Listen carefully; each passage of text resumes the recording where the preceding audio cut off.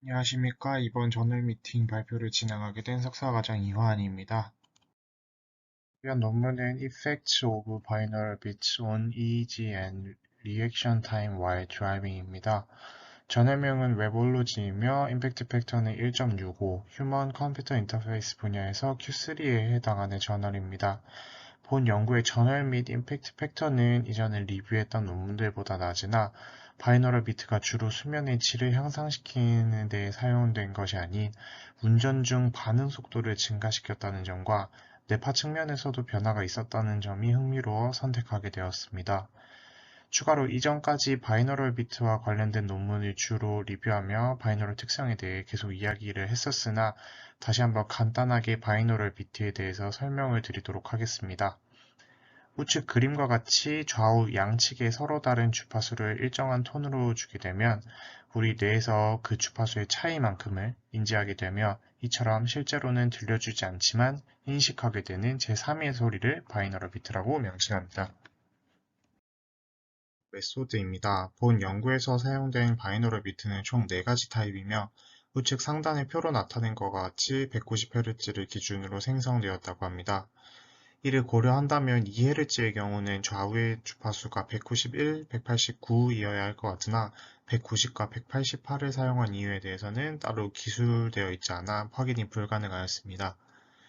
4가지 바이너럴 비트는 각각 델타, 세타, 알파, 베타 대역의 대표 주파수로 설정되었으며 우측 하단의 표와 같이 각 주파수 대역별로 뇌파의 특성이 다른 것을 고려하여 베타 대역의 바이너럴 비트를 들려주었을 때 다른 대역의 바이너럴 비트를 들려주었을 때보다 각성 상태의 뇌파를 더 크게 동조시키고 이에 따라서 반응 속도를 향상시키는 것을 확인하고자 하였을 것으로 생각됩니다. 뇌파는 좌측 하단의 그림과 같이 듀얼 마인드사의 장비를 가지고 전두엽 3개 채널 FP1, FP2, FPG를 측정하였습니다.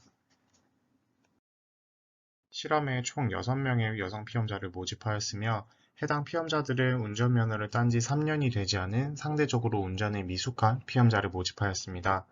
실험 패러다임은 좌측 하단의 모식도와 같이 처음 3분 동안 휴식을 취하고 그 다음 3분 동안 바이너럴 비트를 듣지 않는 컨트롤 드라이빙을 진행합니다. 이후 3분 동안 다시 휴식을 취한 뒤 3분 동안 4가지의 바이너럴 비트 중 무작위로 한 가지를 헤드폰을 통해 들으며 드라이빙을 진행합니다. 이후에는 나머지 3가지의 바이너럴 비트를 무작위로 들으며 드라이빙을 반복하게 되는데요. 실험에서 진행하는 운전은 실제 운전이 아닌 우측 상단의 그림으로 나타낸 그래픽 드라이빙 시뮬레이터를 통해 진행하며 하단의 표로 나타낸 것 같이 신호등의 불빛에 따라 브레이크, 엑셀 또는 방향 지시 등을 켜는 태스크를 진행하고 반응 속도를 측정하였습니다. 실험을 통해 측정된 뇌파 데이터는 외부 전자기기에 의한 잡음을 제거하기 위해 60Hz 노치 필터를 적용하였고 0에서 50Hz의 밴드피스 필터링을 적용하였습니다. 이후 파워 스펙트럼 덴서티 분석을 진행하였으며 패스트 퓨리에 트랜스폼 적용 이후 우측 상단의 그림으로 나타낸 것과 같이 5개의 주파수 대역으로 나누었습니다.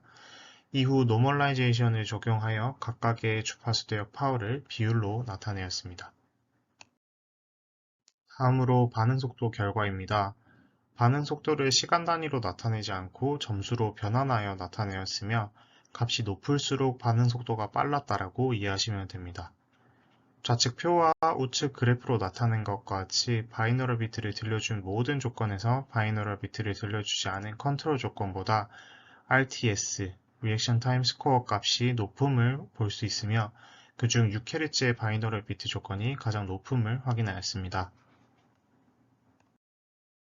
이후 뇌파 분석 결과 델타, 세타 대역의 주파수 파워는 컨트롤 그룹이 가장 높았으며 알파, 베타, 그리고 감마 대역의 주파수 파워는 컨트롤 그룹이 가장 낮았음을 확인하였습니다.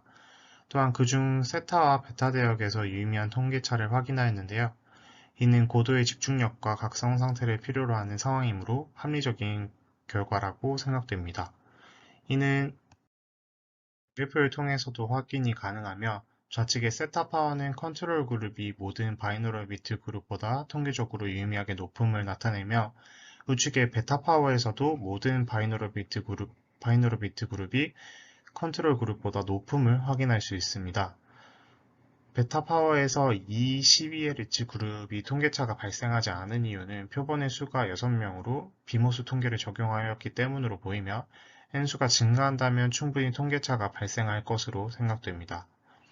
이에 따라 어떠한 주파수이든 바이노럴 비트를 들려주기만 한다면 세타 파워가 감소하고 베타 파워가 증가하였으므로 바이노럴 비트가 아닌 다른 신나는 음원을 들려주더라도 같은 결과가 발생할 수 있겠다라는 합리적인 의심이 들었습니다. 마지막으로 디스커션입니다.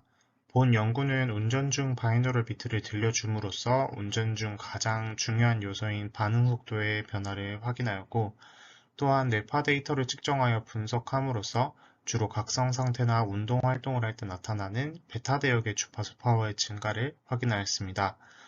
따라서 바이너럴 비트가 집중력과 각성 상태를 증가시켜 준다는 점을 객관적인 지표인 반응 속도와 뇌파 데이터를 통해 확인할 수 있었습니다. 본 연구의 한계점으로는 여성 피험자만을 모집하여 남성 피험자에 대한 결과를 확인할 수 없었으며 운전 순서는 컨트롤 조건만 가장 처음으로 고정되어 있어 트레이닝 이펙트의 영향이 존재할 것으로 생각됩니다. 또한 전두엽 3개의 채널을 사용하였으나 눈의 움직임에 의한 노이즈 처리에 관한 부분이 매우 부족하다고 생각이 되었습니다. 마지막으로 본 연구의 결과에서 바이너럴 비트를 들려주기만 한다면 세타 파워의 감소, 베타 파워의 증가를 보였으므로 이는 바이너럴 비트가 아닌 다른 음원을 들려주더라도 같은 결과가 발생할 수 있을 것으로 사료됩니다. 이상으로 발표 마치겠습니다. 감사합니다.